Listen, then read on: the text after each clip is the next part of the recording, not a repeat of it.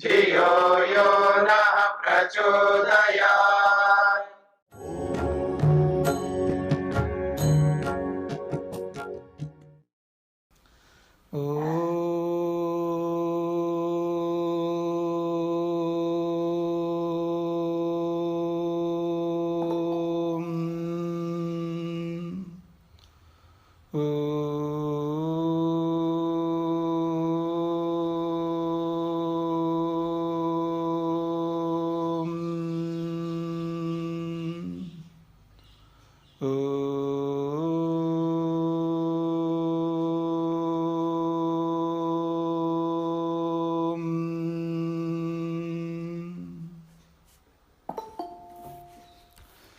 हाँ जी, छांदोग्य उपनिषद के 2 प्रपाठक पूरे हुए हैं।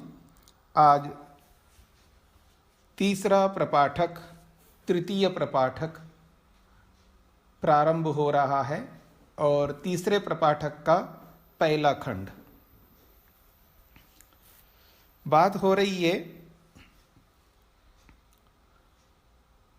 पीछे दूसरे प्रपाठक के अंतिम जो खंड था उसमें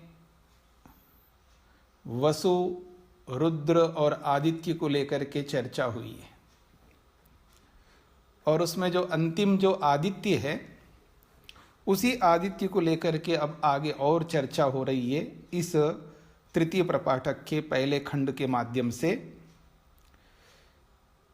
प्रथम खंड का प्रथम श्लोक है, ओम से प्रारंभ करते हुए कह रहा है, ओम असौ वा आदित्यो देवमधु तस्य द्यौरेव तिरश्चीन वंशो अंतरिक्षमपूपो मरीचयः पुत्राः। ओम परमपिता परमात्मा को स्मरण करते हुए कहा जा रहा है, असौ वै आदित्यः देवबंधु।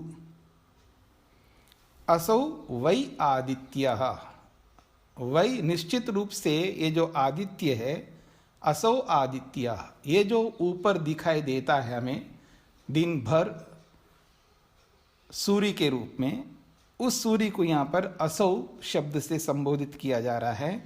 असौ आदित्य, ये जो आदित्य है ऊपर भौतिक रूप में जो सूर्य है, मानो ये देवबंधु है। देव मधु है। देवाना मधु देव मधु, देवों का मधु, मधु शहद को कहते हैं और मधु शब्द जो है अमृत के लिए भी आता है। तो मानो ये जो सूर्य है जो ऊपर दिखाई देता है हमें दिन भर जब तक सूर्यास्त नहीं होता है, तो ये जो सूर्य है ये वास्तव में सूर्य नहीं है, ये देव मधु है। देवताओं के लिए जो है ये अमृत स्वरूप है। इस बात को समझने का प्रयत्न करना है।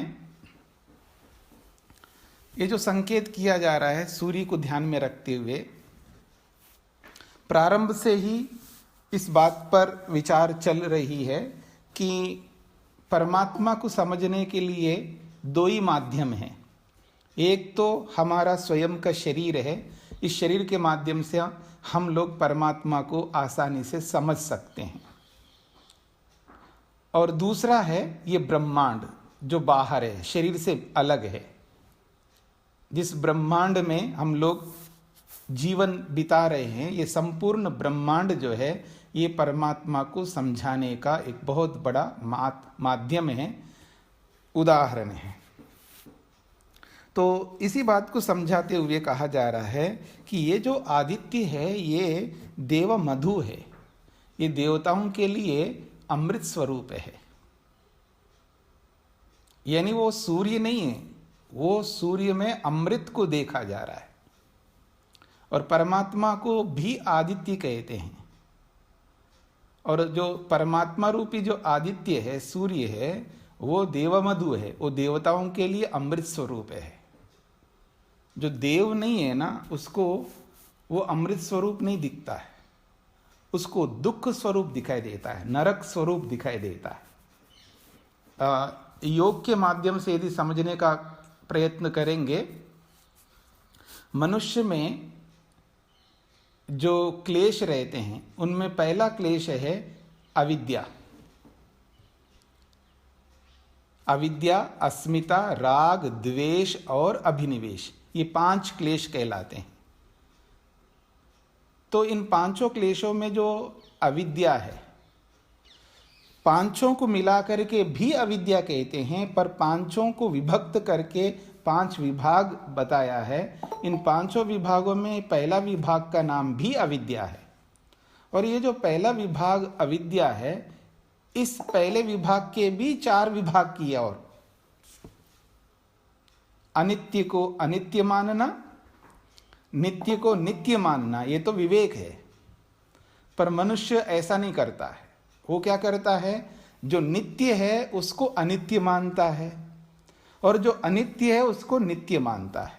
तो इसके विस्तार में मैं नहीं जाता। इस अविद्या के 4 रूपों में एक स्वरूप ये है, जो आत्मा नहीं है उसको आत्मा मानता है और जो आत्मा है उसको आत्मा नहीं मानता है। ये एक बहुत बड़ा विभाग है। यानी ये जो परमात्मा है उसको परमात्मा के रूप में नहीं देखता।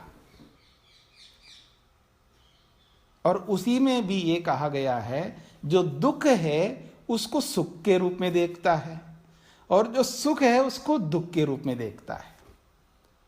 तो परमात्मा में दोनों चीजें हैं। परमात्मा आत्मा स्वरूप है और सुख स्वरूप है। तो परमात्मा को आत्मा स्वरूप में न देखना और परमात्मा को सुख स्वरूप में न देखना, ये मनुष्य का सबसे अधिक बड़ा दुर्भाग्य है, ऐसा आप समझ सकते हैं। ये देखिए, शब्दों में नहीं खेलिएगा, बहुत ऊपर उठना है हम लोगों को, शब्दों में मत जाना। ये मत समझना कि हम लोग भगवान को भगवान मानते हैं, उसको सुख स्वरूप मानते हैं। ये जो हम शब्दों में खेलते हैं ना, उसको थोड़ा परे हटा दो, व्यवहार में आते हैं। व्यवहार में हम परमात्मा को परमात्मा नहीं मानते और परमात्मा के आनंद को आनंद नहीं मानते व्यवहार में। इसीलिए परमात्मा के निकट हम जाते नहीं। हम उसके निकट जाते हैं जो दुख है और अनात्मा है, यानी चेतन नहीं है, आत्मा नहीं है, अनात्मा है, यानी जड़ है। और वो जड़ दुख रूप है, पर उसको हम क्या मानते हैं, उस अनात्मा रूपी जड़ को चेतन मानते हैं और उस अनात्मा रूपी जो दुख है उसको सुख मानते हैं। शब्दों में नहीं मानते, व्यवहार में मानते हैं। दोनों में बहुत अंतर है। परमात्मा को परमात्मा के रूप में, सुख के रूप में शब्दों में मानते हैं, व्यवहार में नहीं मानते। दूसरी ओर संसार को, संसार के पदार्थों को शब्दों में तो जड़ मानते हैं, दुख रूप मानते हैं, लेकिन व्यवहार में उसको सुख रूप मानते हैं और आत्मस्वरूप मानते हैं। इसलिए हम लोग व्यवहार में उसी प्रकृति के निकट जाते हैं, उसी प्रकृति के दुख को सुख मान करके उसको अपनाने के लिए दौड़ लगाते हैं। ये बहुत बड़ा अंतर है हमारे जीवन में। तो कहा जा रहा है परमात्मा को देव मधु कहा है। वो देवताओं के लिए अमृत स्वरूप है और उसका प्रतीक है ये भौतिक सूर्य। क्योंकि परमात्मा को समझने के लिए, जानने के लिए, परमात्मा के निकट जाने का बहुत बड़ा आधार है ब्रह्मांड। और उस ब्रह्मांड में सूर्य एक बहुत महत्वपूर्ण तत्व है, जिसके माध्यम से हम परमात्मा तक पहुंचते हैं। परमात्मा का प्रतीक है सूर्य। इसलिए पीछे आपने ये पढ़ा था कि सूर्य को, आदित्य को ब्रह्म मान करके उसकी उपासना करो, अर्थात उसको ब्रह्म का प्रतीक मान लो। वही बात यहाँ पर वापस कहा जा रहा है। बार बार उन्हीं बातों को दोहराए, तो जो दोहराया जा रहा है, लेकिन विधि भेद से, प्रक्रिया भेद से, तात्पर्य भेद से उन्हीं बातों को बार बार दोहराएंगे। आगे भी, पीछे भी वैसा ही किया था, आगे भी वैसा ही किया जा रहा है। तो आदित्य को मानो आप देव मधु। फिर कह रहे हैं तस्य द्यौ एव तिरश्चीन वंशः तस्य, ये जो आदित्य रूपी जो देव मधु है उसके द्यौ एव, ये जो द्युलोक है, पूरा का पूरा द्युलोक लिया है, ये कैसा है? तिरश्चीन वंशः। तिरश्चीन वंश, वंश का अर्थ होता है बांस, और तिरश्ची का मतलब है जो तिरछा।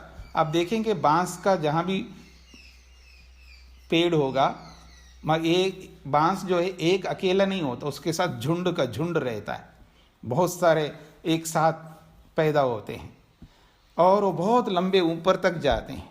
फिर आप देखेंगे ऊपर तक जाते हैं तो इतना ऊपर जाते हैं, फिर वो झुकते हैं, एक तिरछे ढंग से थोड़ा सा झुकते हैं। वो आपने देखा होगा बांस के बड़े बड़े लंबे लंबे, वो बहुत ऊंचे जाकर के फिर थोड़ा सा झुक जाते हैं, एक प्रकार से तिरछे हो जाते हैं। तो कहा जा रहा है तिरश्चीन वंशः तस्य द्यौरेव तिरश्चीन वंशः। ये जो द्युलोक है तो मान लो ये थोड़ा सा तिरछा हुआ है। अब ब्रह्मांड को आप देखेंगे, ब्रह्मांड जो है गोल है, याद रखना।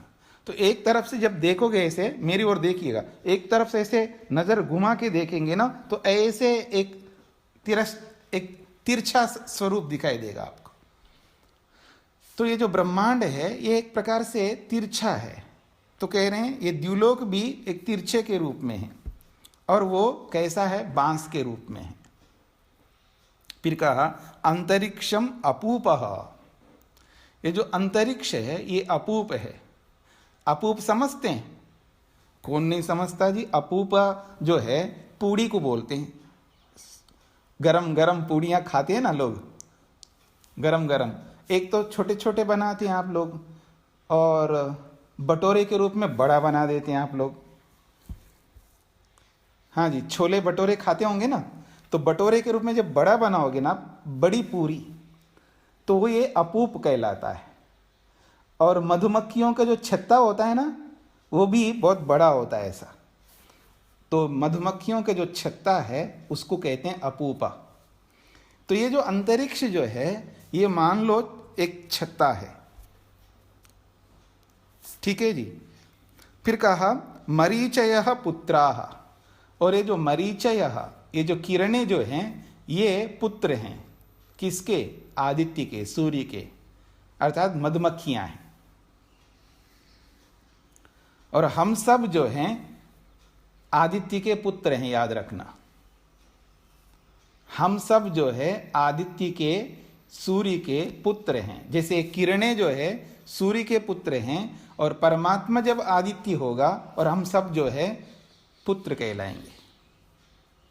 और इसलिए यजुर्वेद में भी एक मंत्र आता है कि हम सब ईश्वर के पुत्र हैं,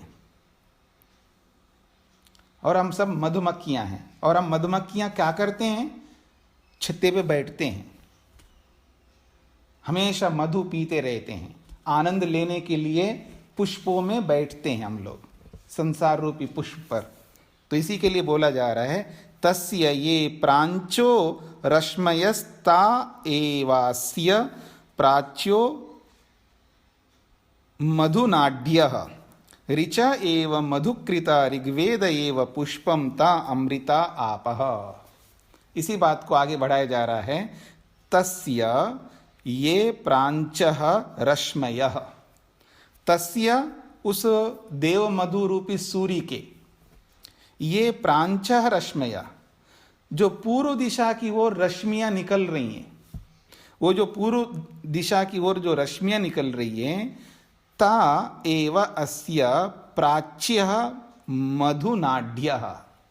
तो कह रहे हैं ता एव, वो ही जो रश्मियां हैं जो पूर्व दिशा की ओर निकल रही है, तो मान लो वो पूर्व दिशा की ओर आगे बढ़ रही है। ये मधुनाड्यः, ये शहद की नाड़ियां हैं। जैसे शरीर में नाड़ियां होती हैं, जिन नाड़ियों में रस बह रहा होता है, कुछ नाड़ियों में रक्त बह रहा होता है, कुछ सूक्ष्म नाड़ियों में ज्ञान बह रहा होता है। तो ज्ञान नाड़ियां, रस नाड़ियां, रक्त नाड़ियां, बहुत सारी नाड़ियां होती हैं। तो ऐसे ही ये जो सूर्य की जो पूर्व दिशा की ओर जो रश्मियां बह रही हैं, तो समझ लेना वो मधु नाड़ियां हैं। उन रश्मियों में मधु बह रहा है। या आनंद बह रहा है, ऐसे समझ लेना। फिर कहा ऋच एव मधुकृतः, बहुत अच्छी बात कही है। ऋच एव मधुकृतः, ये जो ऋचाएं हैं ये वेद मंत्र हैं जिनको ऋचा बोलते हैं। ये मधुकृता, ये मधु बनाने वाली मक्खियां हैं। ये जो ऋचाएं जो है ये मधु बनाने वाली मक्खियां एक प्रकार से। फिर कहा ऋग्वेद एव पुष्पम, और ये जो ऋग्वेद है पूरा का पूरा वेद ऋग्वेद, ये मानो पुष्प है, फूल है। त अमृता आपह, और उस पुष्प में क्या रहता है? अमृत रूप आपह, रस है, अमृत रूपी रस है उन पुष्पों में। यानी ऋग्वेद में, ऋग्वेद तो एक पूरा एक इकाई है, और जितनी भी ऋचाएं जो है वो मधुमक्खियां हैं जो ऋग्वेद के अंदर बैठते हैं, यानी ऋग्वेद में विद्यमान होते हैं।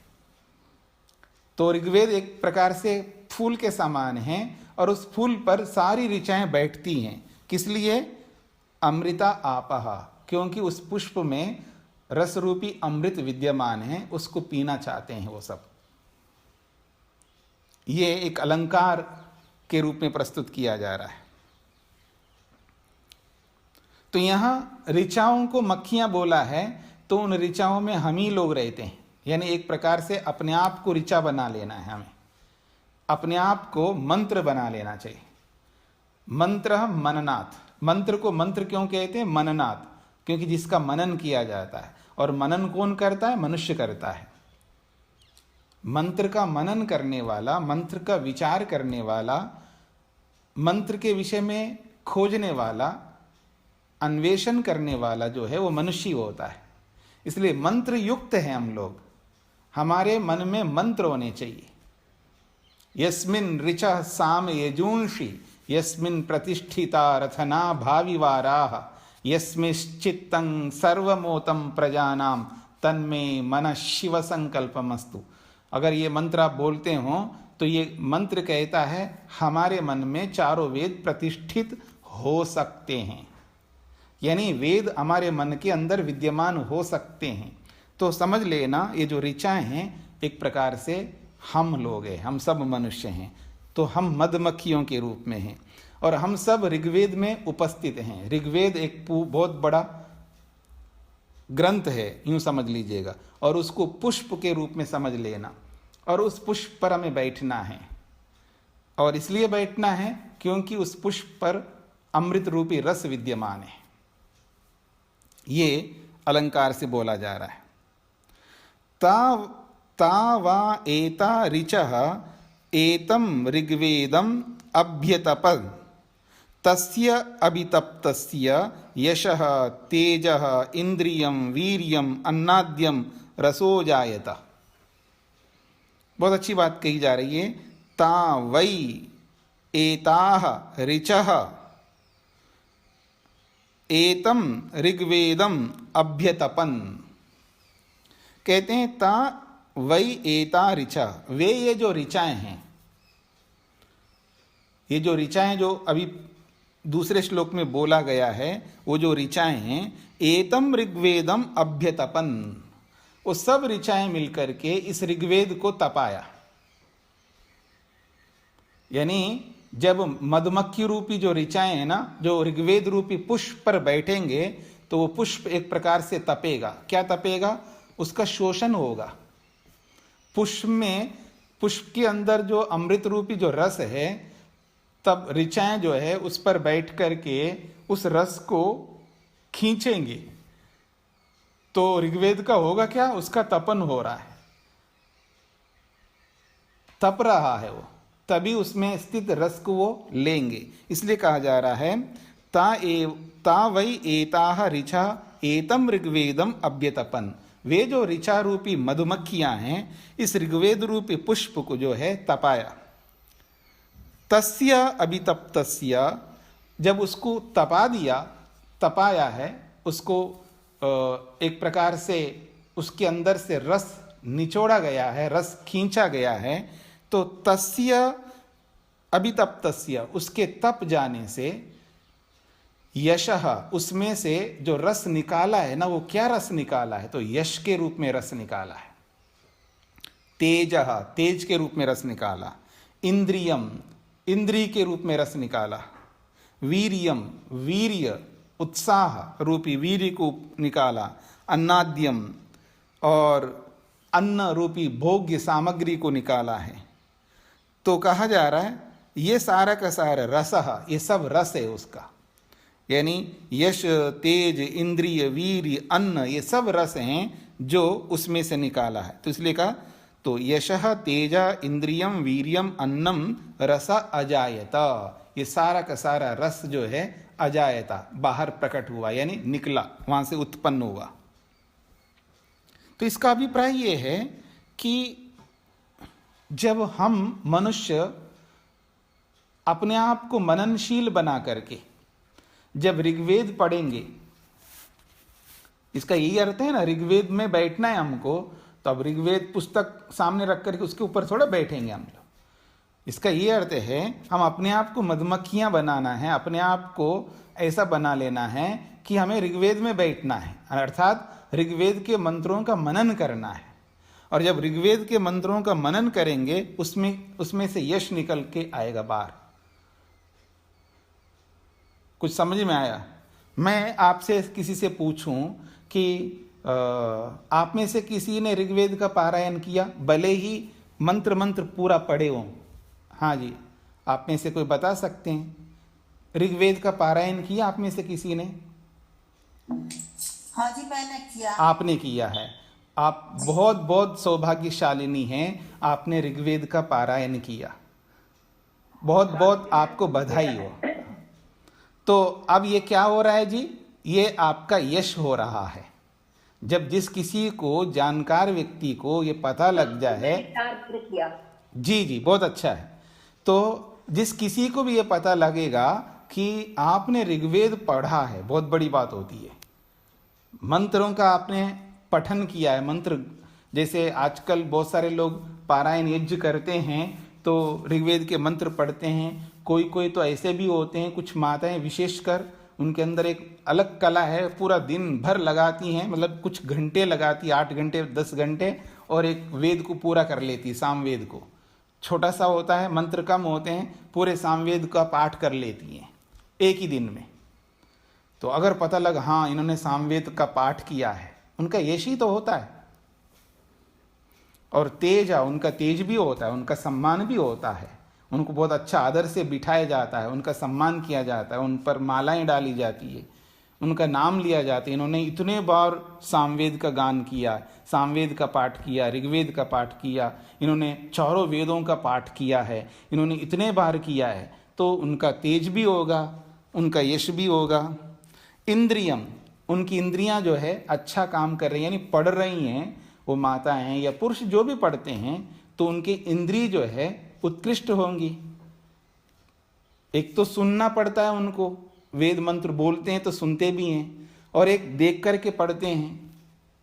पवित्र हो रही है उनकी इंद्रियां, एक प्रकार से इंद्रियां जो है सार्थक हो रही है, ऐसा कह सकते हैं। एक तो देखिएगा, गलत को देखिएगा, आंखें ही तो देखती है गलत को, और कान सुनते हैं गलत को, तो ये भी सुनना है और देखना भी है। और उस गलत को सुनना, गलत को देखना एक और है, और अच्छा सुनना और अच्छा देखना एक और है। तो इंद्रिय की सार्थकता किसमें है? इंद्रिय की सार्थकता अच्छे सुनने में और अच्छा देखने में है। तो उनकी इंद्रियां जो है वो उत्कृष्ट बन रही है इस रूप में। वीर्यम, उनके अंदर वीर्य भी आ जाता है, वीर्य उत्साह को कहते हैं। वीर्य शब्द के अलग अलग अर्थ होते हैं, एक और रजवीर्य भी होता है, एक और उत्साह भी होता है, एक और बल भी होता है, ऐसे अलग अलग प्रसंगों के अनुसार होता है। तो उनका उत्साह भी बढ़ता है, उसके मन के अंदर जो उमंग होता है, उत्साह होता है, वो एक गजब का होता है। जब सब लोग उनको सम्मानित करते हैं, उनका यश गान करते हैं, और उनको लोग बोलते हैं आपने बहुत अच्छा किया है, तो उनके मन के अंदर एक उत्साह बढ़ जाता है, एक बहुत अच्छी प्रसन्नता आ जाती है।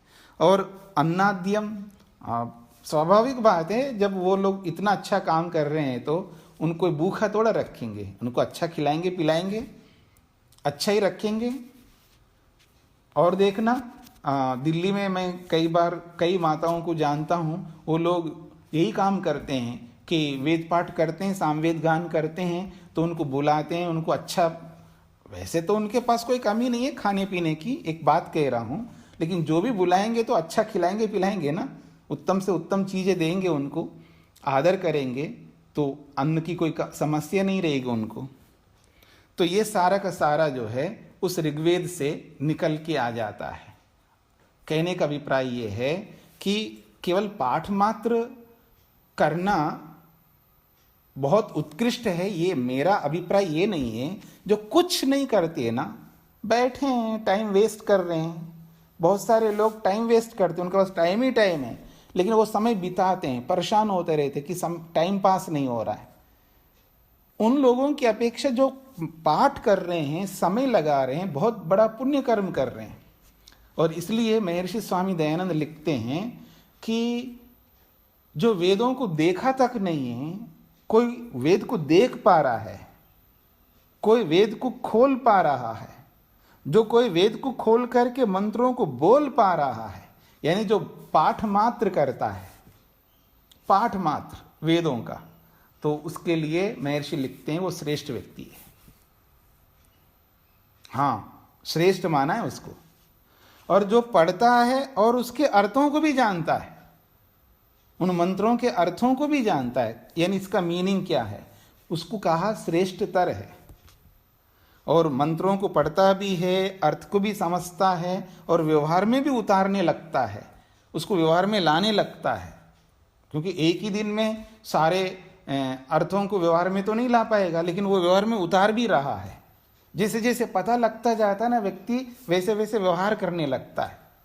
हम लोग क्या करते हैं, एक कान से सुनते हैं, दूसरे कान से निकाल देते हैं।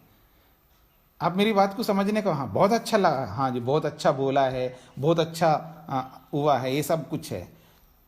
सिद्धांत जब सुनाए जाते हैं ना, जो भी सिद्धांत सुनाए जाते हैं, चाहे वो ईश्वर के संबंध में हो, चाहे आत्मा के संबंध में हो, चाहे वो संसार के संबंध में हो, चाहे परस्पर आपस के संबंध हो, रिलेशनशिप हो, जो भी बातें, अच्छी बातें व्यक्ति जब सुनता है, बहुत अच्छा मानता है, बाकी बाद में करता नहीं है। सुनने के लिए, बोलने के लिए ही ये सब होता है, व्यवहार में उतारने के लिए नहीं होता है। लेकिन वो ऐसा नहीं करता है, वो मंत्र बोलता है, उसके अर्थ को भी समझता है, और वो धीरे धीरे व्यवहार में उतारने भी लगता है। जब जब पता लगता है उसको, जब जब उसको बोध होता है, विवेक होने लगता है, वैसे वैसे उसको जीवन में उतारता रहता है उन सिद्धांतों को। उसको श्रेष्ठतम माना है महर्षि स्वामी दयानंद सरस्वती जी ने। श्रेष्ठ, श्रेष्ठतर और श्रेष्ठतम। श्रेष्ठतम जब बनेंगे, श्रेष्ठतर बनने का प्रयास, श्रेष्ठतर बनने से पहले श्रेष्ठ तो हम बने, हम तो निकृष्ट बनते जा रहे हैं। हम वेद नहीं पढ़ पा रहे हैं, और हम लोग नहीं पढ़ेंगे तो मैं अनेक बार कहा करता हूँ, हाँ कोई आसमान से टपकेगा और वो पढ़ेगा, या कोई यहूदी आकर के पढ़ेगा, या कोई ईसाई आकर के पढ़ेगा, कोई मुसलमान आकर के पढ़ेगा। पढ़ेंगे तो हम लोगों को ही होगा, हम लोगों को पढ़ना पड़ेगा। पूरा वेद एक दिन में मत पढ़ो, कम से कम एक आध मंत्र भी तो रोज पढ़ लो।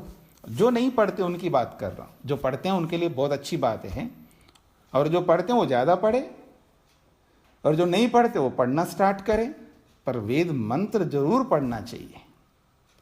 जो हवन करते हैं वो सोचे कि हम तो पढ़ते ही हैं, नहीं, हवन से अतिरिक्त तो बोल रहा हूँ, स्वाध्याय के रूप में, स्वाध्याय के रूप में। हाँ, हवन तो वो तो आपका अलग कर्म हो गया, एक अलग पुण्य भी करना है ना वेद पढ़ने का अलग से। तो चाहे एक मंत्र पढ़ो या 2 मंत्र पढ़ो, 10 मंत्र पढ़ो, जो आपके पास जैसा समय है, यहाँ कोई लिमिटेशन नहीं है या कोई अनिवार्यता नहीं है भाई इतना तो पढ़ना ही पड़ेगा। वो आपके ऊपर निर्भर करता है, आपके समय पर निर्भर करता है, आपके कार्यों पर निर्भर करता है, अथवा आपकी रुचि, आपकी श्रद्धा, आपकी निष्ठा, आपके लक्ष्य, ये सब पर निर्भर करता है कि आप उस वेद को कितना अपनाते हैं। लेकिन अपनाना चाहिए। तो कहा जा रहा है जब व्यक्ति वेद पढ़ता है और वेद को जीवन में उतारने का प्रयत्न करता है तो उसके जीवन में यश की कोई कमी नहीं होती है, तेज की कोई कमी नहीं होती है, और उसकी इंद्रियां भी ठीक रहती हैं। अच्छा काम करता है तो उसकी इंद्रियां भी ठीक रहती हैं और उसके अंदर उत्साह रहता है और वो पुरुषार्थ करने लगता है, उसको खाने पीने की भी कोई समस्या नहीं रहती है। तो यही उस देव मधु का सार है एक प्रकार से, ये इस श्लोक में बोला जा रहा है। आगे बढ़ते हैं। तद व्यक्षरत तद आदित्यम अभितो आश्रयत तद्वा एतद देवतादित्यस्य रोहितम रूपम। कहते हैं तद व्यक्षरत तद आदित्यम अभितः आश्रयत। तो कहते हैं तद व्यक्षरत,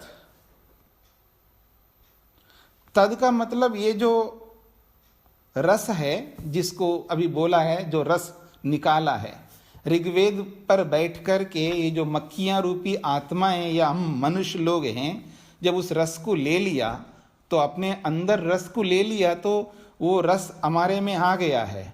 तो वो एक तो यश के रूप में, ठीक है जी, और तेज के रूप में, वीर के रूप में जो भी हमारे अंदर आया है उसी रस को बताया जा रहा है तद व्यक्षरत। अब वो अपने अंदर ही थोड़ा रहेगा, वो व्यक्षरत का मतलब वो बिखर रहा है, यानी फैलता जा रहा है। व्यक्षरत का मतलब है एक प्रकार से फैलना, वो विस्तृत होता रहता है। तो कहते हैं तद आदित्यम अभितः आश्रयत, और तद वो जो रस है वो आदित्यम अभितः, आदित्य के अभिता कहते हैं चारों ओर, सूर्य के चारों ओर जो है आश्रयत, वो आश्रय ले लेता है, उसके चारों ओर फैल करके वो ठहरता है। कहते हैं तद वै यद एतद आदित्यस्य रोहितम रूपम, और वो सूर्य के चारों ओर फैल करके उसके साथ चिपका रहता है। तो कहते हैं तद वै, वो ही आदित्य का रोहितम रूपम, वो रोहित रूप है। रोहित का मतलब है लाल रूप है। जब आप सूर्य को देखेंगे, विशेषकर जब सूर्योदय होता है और उसके बाद थोड़ा सा ऊपर जाने लगता है तो उसके चारों ओर लाल लाल लाल लाल आपको दिखाई देगा। तो समझ लेना वो आदित्य का रस है, ईश्वरीय आनंद है। वो मानो वो ईश्वर के साथ जुड़ा हुआ है। हमारे अंदर तो आ गया, लेकिन हमारे अंदर ही नहीं रहेगा, वो फैलता है वापस और फैलता जाता है, और फैल फैल करके वापस आदित्य के पास चला जाएगा। जहां से आया वहां जाएगा। ये स्वाभाविक बात है, आप मेरी ओर समझने का प्रयत्न करना। अगर कोई हम लेते हैं किसी से भी, वापस उसके पास जाएगा। वो प्रकृति से हमने जो लिया है वापस प्रकृति में जाकर के मिलेगा। कारण कार्य के रूप में जब परिवर्तित होता है तो वही कार्य कभी ना कभी कारण के रूप में वापस परिवर्तित होगा, इसका यह अर्थ है।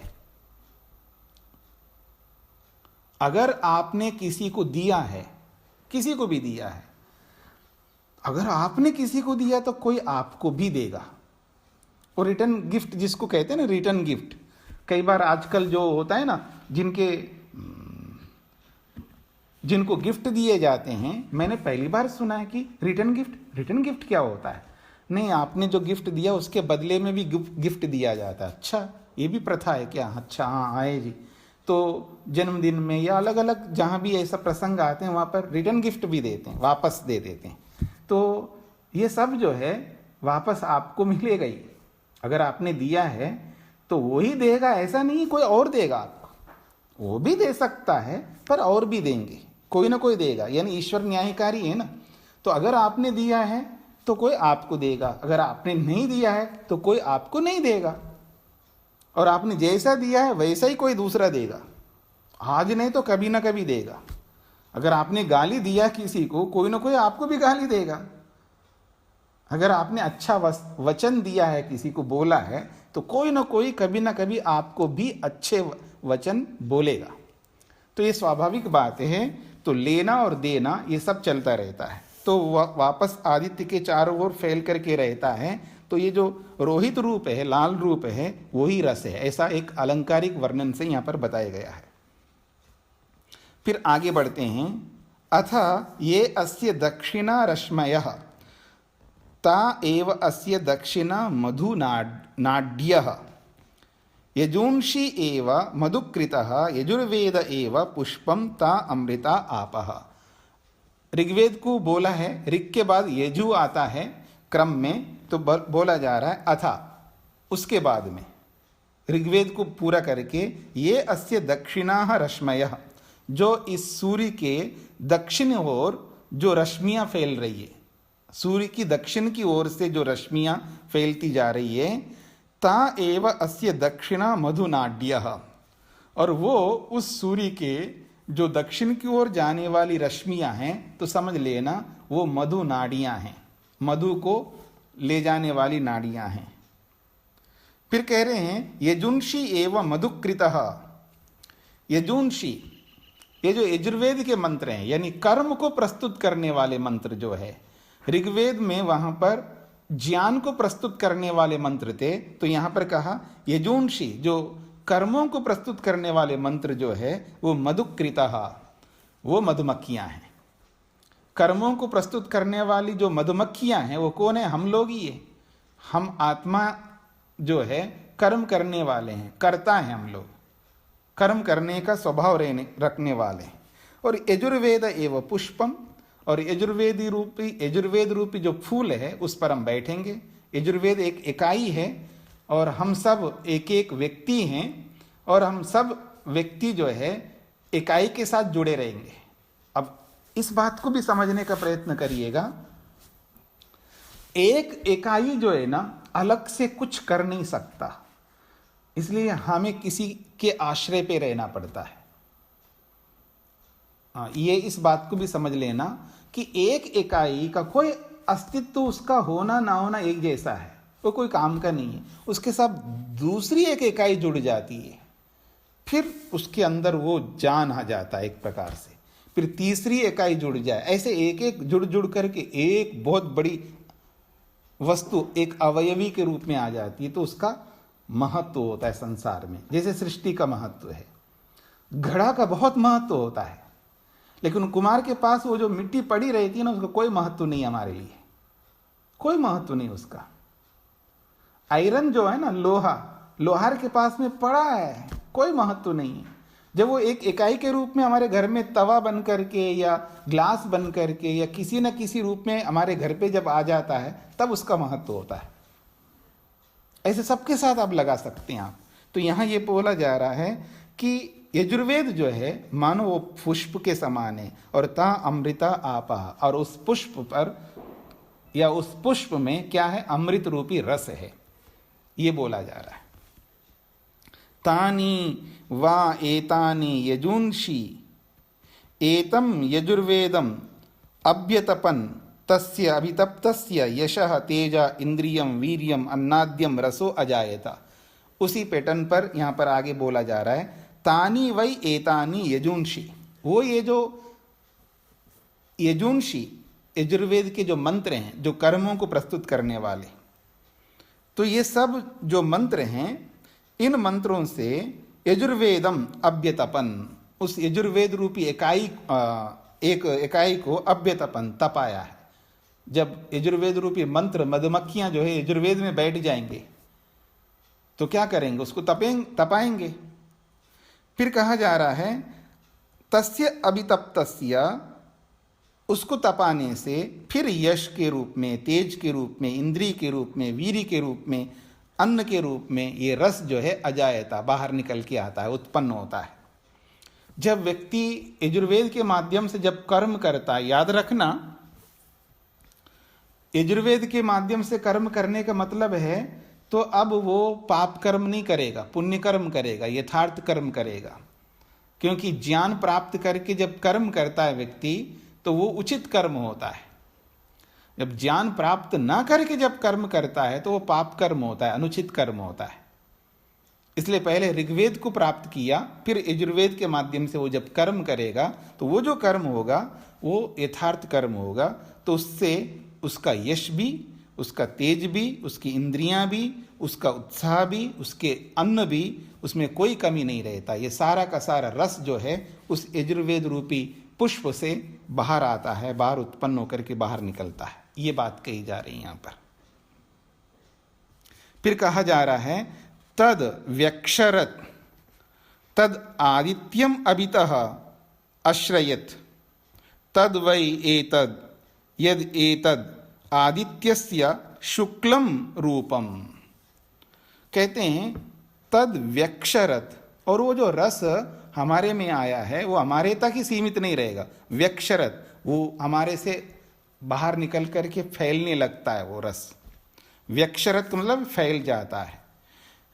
और आदित्यम अभितः आश्रयत, वो सूर्य के चारों ओर जो है वो वापस उसके साथ ठहर जाता है, उसके साथ जुड़ जाता है। तद्वै एतद यद एतद आदित्यस्य शुक्लम रूपम, और जब आदित्य के साथ चारों ओर फैल करके उसके साथ ठहरता है तो वो क्या है? शुक्लम रूपम, वो सफेद रूप हो जाता है, वो वाइट के रूप में सूर्य के चारों ओर दिखाई देता है हमको। जब कर्म व्यक्ति करता है ना, तो उस कर्मों का जो फल स्वरूप है वो एकदम वाइट रूप होता है। अब देखेंगे ना, जब कर्म उचित करता है तो उसके मन में बहुत अच्छी बड़ी प्रसन्नता होती है, और जब वो गलत कर्म करता है ना, उसके अंदर वो प्रसन्नता नहीं होती है, वो वाइटनेस नहीं होता है, वो ब्लैकनेस होता है, बिल्कुल कालापन होता है उसका। उसका मन एकदम काला हो जाता है। कहने का मतलब है उसके मन में दुख ही दुख भरा रहता है, क्लेश भरा रहता है। और उचित कर्म करता है तो प्रसन्नता रहती है, प्रसन्नता भरी हुई रहती है उसके जीवन में, ऐसे समझ सकते हैं। तो सूर्य के चारों ओर जो शुक्ल रूप है, सफेद रूप है, वो प्रसन्नता के रूप में आप अपने अंदर समझ सकते हैं। आगे बढ़ते हैं। अथ ये अस्य प्रत्यंचो रश्मयस्ता एव अस्य प्रतीच्यो मधुनाड्यः सामानि एव मधुकृतः सामवेद एव पुष्पम ता अमृता आपः। ऋक् यजु दोनों को बता करके अब साम को सामने लाया जा रहा है। अथा इस यजु के बाद में ये अस्य प्रत्यंचः रश्मयः, इस देव मधु के यानी आदित्य की प्रत्यंचः रश्मय, जो पश्चिम दिशा की ओर जो रश्मियां बह रही है, तो समझ लेना ता एव अस्य प्रतीच्यः मधुनाड्यः, और वही रश्मियां जो है पश्चिम की ओर जाने वाली नाड़ियां हैं जिनमें मधु रूपी आनंद बह रहा है, ऐसे समझ लेना। फिर कहा सामान्य एव मधुकृतः, और साम मंत्र जो है वो मधु को बनाने वाली मक्खियां हैं। और सामवेद एव पुष्पम, और जो सामवेद है ये मान लो ये फूल है। ता अमृता आपः, और उस फूल में अमृत रूपी रस विद्यमान है।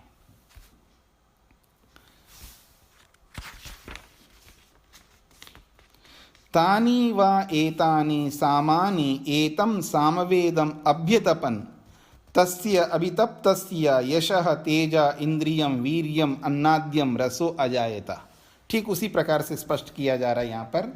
तानि वै एतानि सामानि, उन्हीं ये जो गाने योग्य साम मंत्र हैं, वो साम मंत्र एतम सामवेदम अभ्यतपन, इस सामवेद को तपाया। तस्य अभितप्तस्य, उसको तपा लेने से उसमें से यश बाहर निकल के आया, तेज बाहर निकल के आया, इंद्रिय बाहर निकल के आया या आई है, और वीर्य आया है, और अन्न सामग्री भोग्य सामग्री ये सब रस के रूप में अजायता बाहर निकल के आए।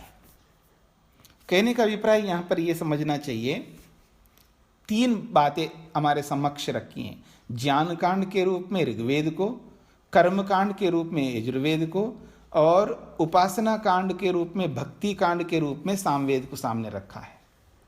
और उसको आदित्य के इर्द गिर्द इन तीनों विषयों को जोड़ दिया है। प्रकाश में रहते हुए, अंधकार में नहीं, अज्ञानता में नहीं, प्रकाश में रहते हुए यानी होश में रहते हुए, ये होश का यानी समझदारी का प्रतीक है आदित्य।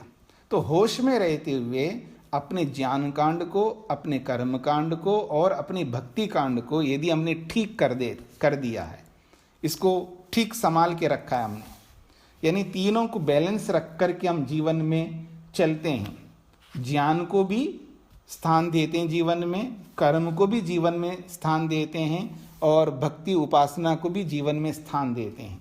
और तीनों को एक सरीखा यानी एक समान रूप से, जितना ज्ञान चाहिए उतना, जितने कर्म चाहिए उतने, जितनी भक्ति चाहिए उतनी, ये तीनों को सम रूप में लेकर के यदि हम लोग जीवन में आगे बढ़ते हैं तो हमारा जीवन सुखमय बनता जाएगा और एक दिन लक्ष्य भी मिल जाएगा। अगर ऐसा हम नहीं करेंगे, मान करके चलिएगा, फिर गए हम लोग, रास्ते से भटक जाएंगे। फिर वही क्लेश, वही दुख, वही समस्याएं, चाहे वो संबंधों को लेकर के हो, चाहे वो जमीन जायदाद से लेकर के हो, चाहे किसी को भी लेकर के हो, कुछ ना कुछ समस्याएं, बाधाएं जीवन में ऐसी आती है जिनसे क्लेशित होकर के व्यक्ति दुखमय जीवन में जीता रहता है, टेंशन में रहता है, स्ट्रेस में रहता है, कभी अवसाद में भी चला जाता है, डिप्रेशन में भी चला जाता है, दबाव में भी रहता है। तो इन सब स्थितियों से ऊपर उठना है तो इन बातों को समझना है। तो कहते हैं तद व्यक्षरत, और जो रस हमने निकाला है उस सामवेद के माध्यम से, तो कहा जा रहा है वो हमारे तक ही सीमित नहीं रहेगा, वो रस तद व्यक्षरत, वो फैलता है।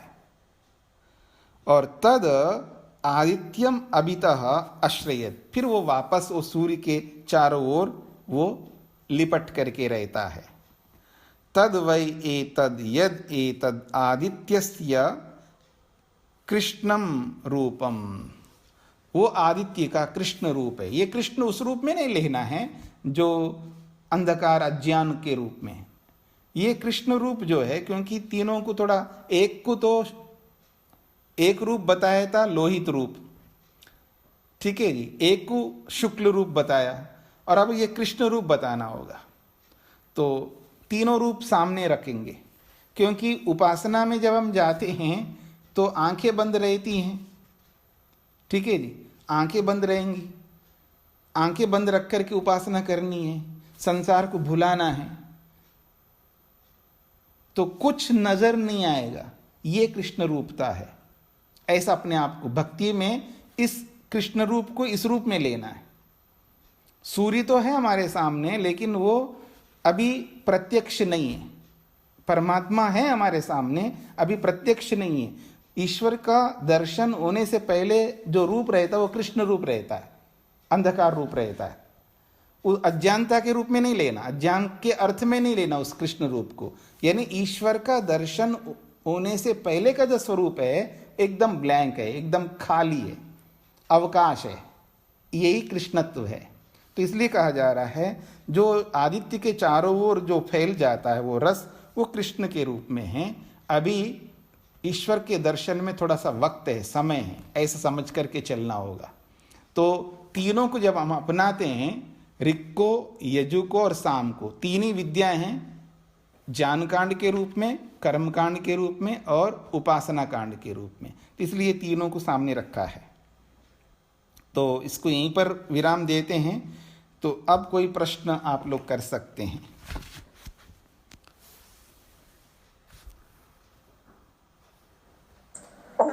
जी स्वामी जी, आपने जो समानता बताई कि भक्ति की, उसका थोड़ा बता दीजिए। भक्ति की और हाँ, क्या आपको समझना है उसमें? ज्ञान की, भक्ति की जो आपने समानता बताई थी अभी, जी जी, तो थोड़ा बता दीजिए। नहीं, वो थोड़ा क्या बताऊं, मतलब आपको क्या समझ में नहीं आया वो आप बताएंगे तो फिर मैं थोड़ा बता सकता हूँ। जी, समानता का पता नहीं चला मुझे, समानता कैसे? मतलब ये है कि ईश्वर को प्राप्त करने के लिए हमें ज्ञान चाहिए। जितना ज्ञान चाहिए उतना ज्ञान हमें ग्रहण करना ही पड़ेगा, एक बात है। और ईश्वर को प्राप्त करने के लिए जो जो कर्म हमें करने चाहिए, ईश्वर को पाने के लिए जो कर्म करने होते हैं, वो सारे कर्म हमको अपनाने पड़ेंगे। और जितनी भक्ति ईश्वर की करने से हमें ईश्वर मिलेगा, उतनी भक्ति करनी पड़ेगी।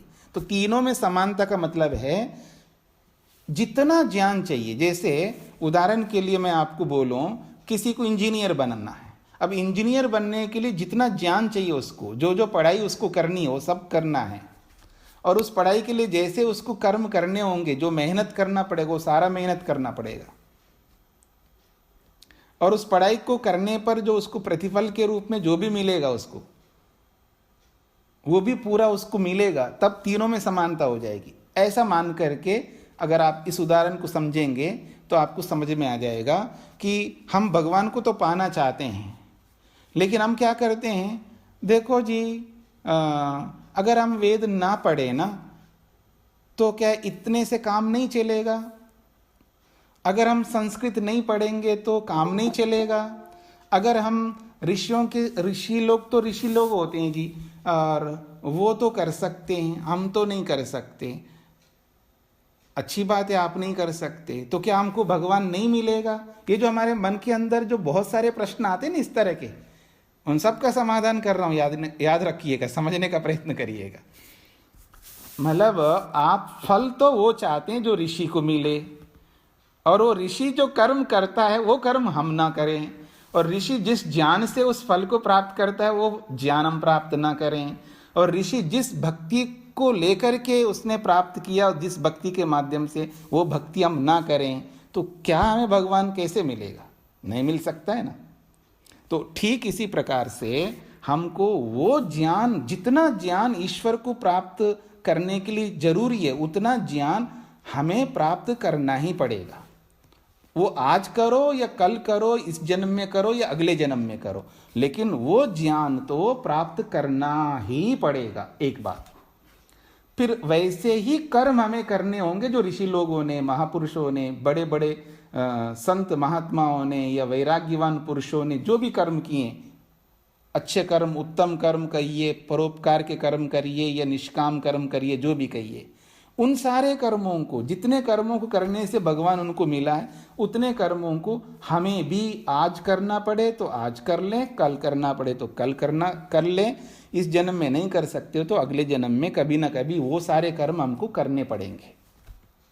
वैसी भक्ति हमको करनी होगी जैसी भक्ति उन्होंने की है। तो ये तीनों में समानता इस रूप में होनी चाहिए, यानी जितना ज्ञान उतना, जितने कर्म उतने, और जितनी भक्ति उतनी। ये तीनों को समान रूप से, मतलब इतना सब हमको करना पड़ेगा। ये है समानता हमारी। हाँ जी, कौन बोल रहे थे अभी? हाँ जी, हाँ जी, स्पष्ट हो गया आपको? जी जी हाँ। और किसी का प्रश्न? स्वामी जी, आपने कहा था कि जैसे ऋग्वेद पारायण यज्ञ करते हैं तो उसमें मंत्र पाठ करना ही श्रेष्ठ होता है, और एक बार आपने कहा था कि मंत्र बोलना, अर्थ ना समझना एक भाण की तरह है। तो हाँ जी, वो प्रसंग के अनुसार मैंने बोला है। अगर आपके पास सामर्थ्य है कि अर्थ को जान सकते हैं और फिर भी अर्थ को नहीं जानना और केवल पाठ मात्र करना, उसका क्या मतलब है? इस दृष्टि से देखिए, एक तो कुछ नहीं कर रहा है, कुछ भी नहीं करता है, उसकी दृष्टि से कोई पाठ कर रहा हो तो वो अच्छी बात है। अब आप पाठ करते जा रहे हैं, अब पाठ करना आपको आ गया है, तो अगला क्रम क्या होगा आपका? अगली सीढ़ी अर्थ को समझना है, और अर्थ को समझो नहीं और उसी पाठ में रह जाओ, पाठ ही करते रहो जीवन भर, तब वो उस अर्थ में मैंने वो बात कही थी। जी हाँ, ठीक है, धन्यवाद स्वामी जी।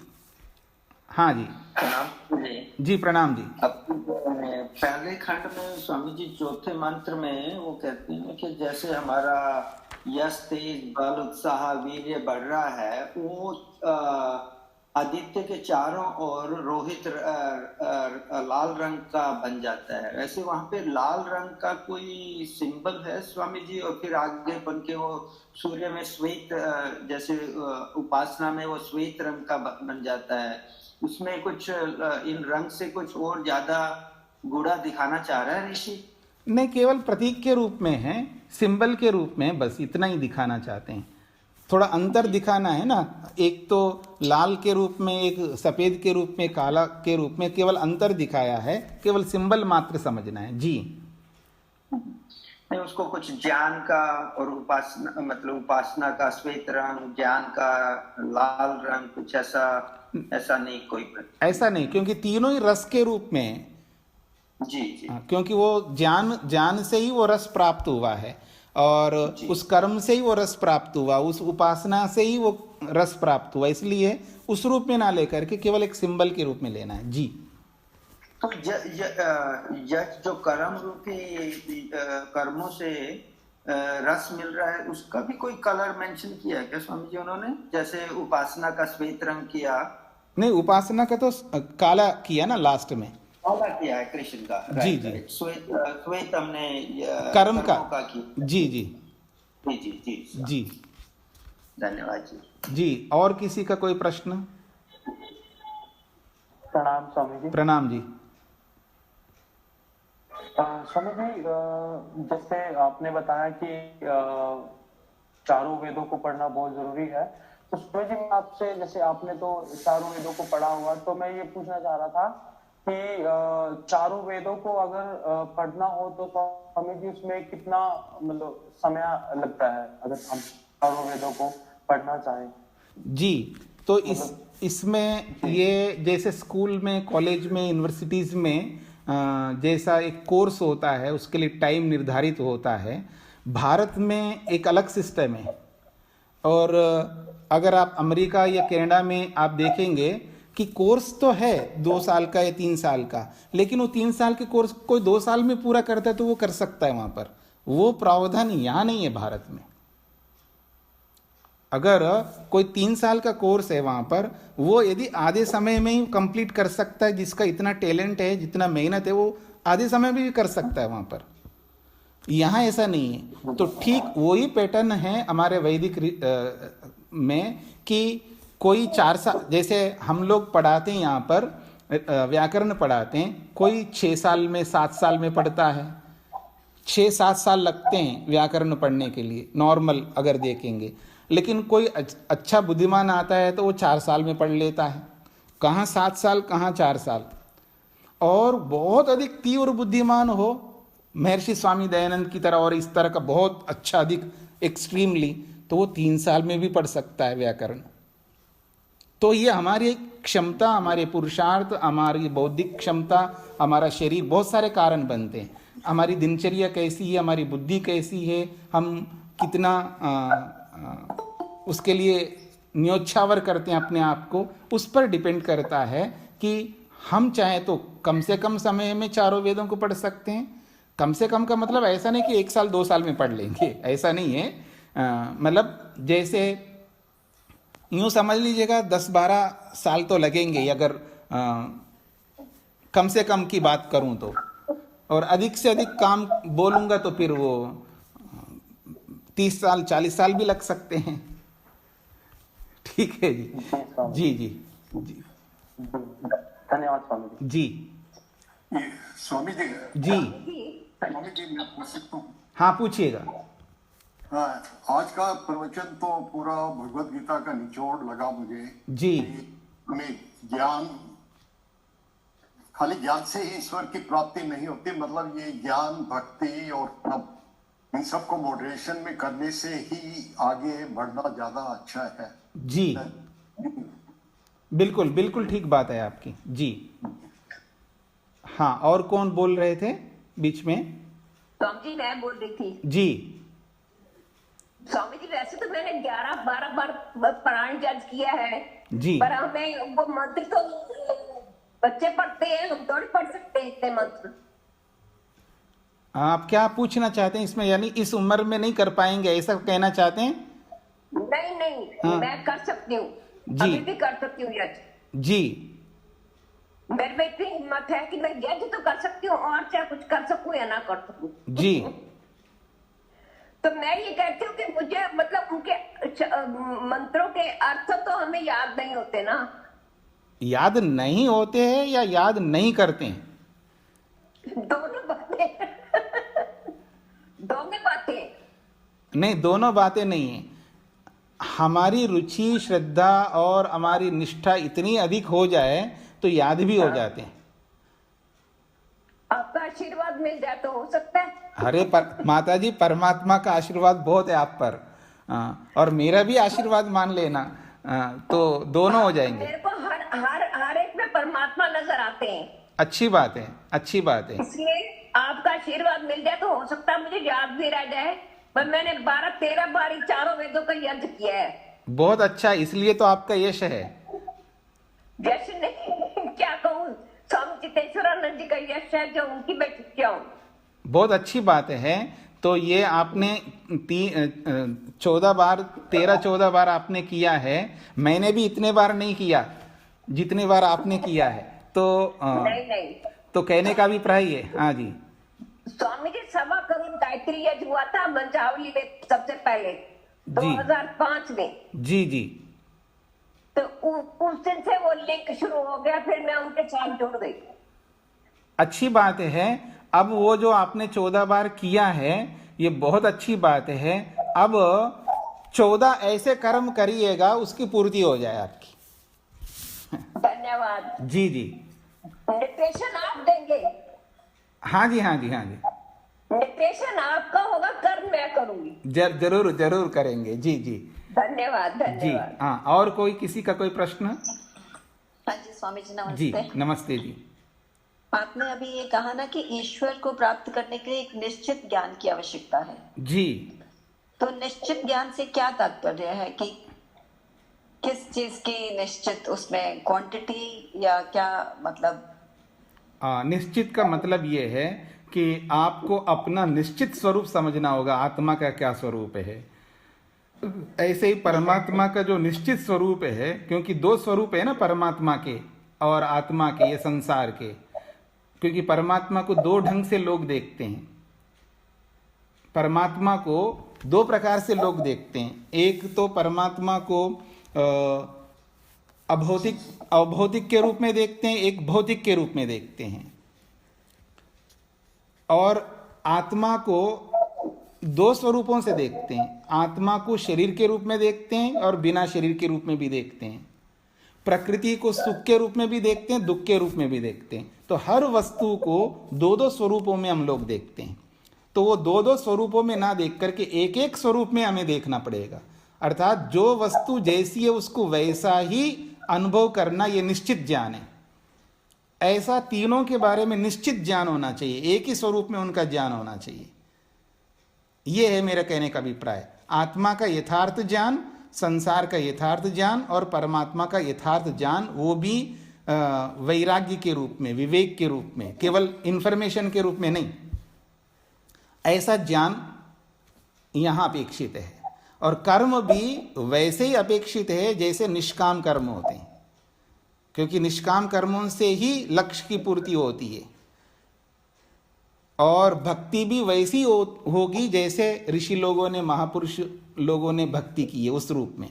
तो उस रूप में जब हम हो जाएंगे तो हमारे में वो सामर्थ्य आ जाएगा, हम लोग फिर उस अमृत को पालेंगे। ये इसका अभिप्राय है। जी धन्यवाद स्वामी जी, बहुत सुंदर। जी प्रणाम स्वामी जी। प्रणाम जी। जो हम कहते हैं ना कि हमें अति नहीं करनी चाहिए। जी जी। लेकिन जो हमारे जो ऋग्वेद यजुर्वेद, मतलब जो हमारा ज्ञान है, इसमें तो कोई दिक्कत नहीं है उसकी अति, उसकी गहराई में जाने की। कर्मों के, निष्काम कर्मों में भी अति करनी और आप अति करनी, और मतलब उसका कोई बहुत ही ज्यादा पुरुषार्थ करना, और उसी तरह उपासना के अंदर अति करनी, मतलब तीनों का समन्वय करके जितना ज्यादा हो सके पुरुषार्थ करके ही करना, उसमें तो कोई मनाही नहीं है ना स्वामी जी। बिल्कुल, आप जो कहना चाहते हैं आपके अर्थ में और जो अति जो बोला जाता है उसके अर्थ में थोड़ा सा अंतर ये है। अति करना नहीं चाहिए का मतलब है जैसे कि किसी का सामर्थ्य है 10,000 ही कमाता है, एक साधारण आदमी, एक लेबर का काम करता हो या जो भी छोटा मोटा काम करता, केवल 10,000 इंडियन रुपीस में वो कमाता है। और वो 10,000 में उसको 4 बच्चे भी हैं उसके और परिवार है जैसे भी है। अब वो 10,000 में उसको घर को भी देखना पड़ेगा। और उस 10,000 में अगर वो दान करें तो क्या वो 5,000 रुपये दान करेगा तो अति नहीं है उसके लिए, है ना? तो 5,000 दान नहीं करें तो अति हो जाएगा उसके लिए। ऐसी अति नहीं करनी चाहिए। एक का सामर्थ्य, शारीरिक सामर्थ्य कि वो 50 किलो सिर पर रख सकता है और वो 100 किलो सिर पर रखने का प्रयास करे तो ये अति हो जाएगा। इस रूप में अति किसी भी क्षेत्र में किसी को भी नहीं करना चाहिए। ऐसी अति के लिए अति सर्वत्र वर्जयेत बोला जाता है। लेकिन एक के पास सामर्थ्य है, मतलब वो है अरबपति है, अरबपति को छोड़ दिए करोड़पति है, करोड़पति है तो लाखों देने का सामर्थ्य उसको, उसके पास में, वो लाखों नहीं देता है। एक व्यक्ति के पास शारीरिक बल अच्छा है, वो चाहे वो 50 नहीं, वो 90-100 किलो भी सिर पर रख सकता है और वो 20 किलो भी सिर पर रखने को तैयार नहीं है। ठीक है। एक के पास समय है पर्याप्त मात्रा में, वो सामाजिक सेवा करने में वो दे सकता है, 1 घंटा 2 घंटा रोज दे सकता है, उसके पास इतना समय है, लेकिन वो सप्ताह में भी 1 बार भी नहीं देता है। तो ऐसे परिस्थितियों में आप अधिक से अधिक आगे बढ़िए, वहां ये चल सकता है। तो दोनों में थोड़ा अंतर मैंने आपको स्पष्ट किया है। जी हाँ।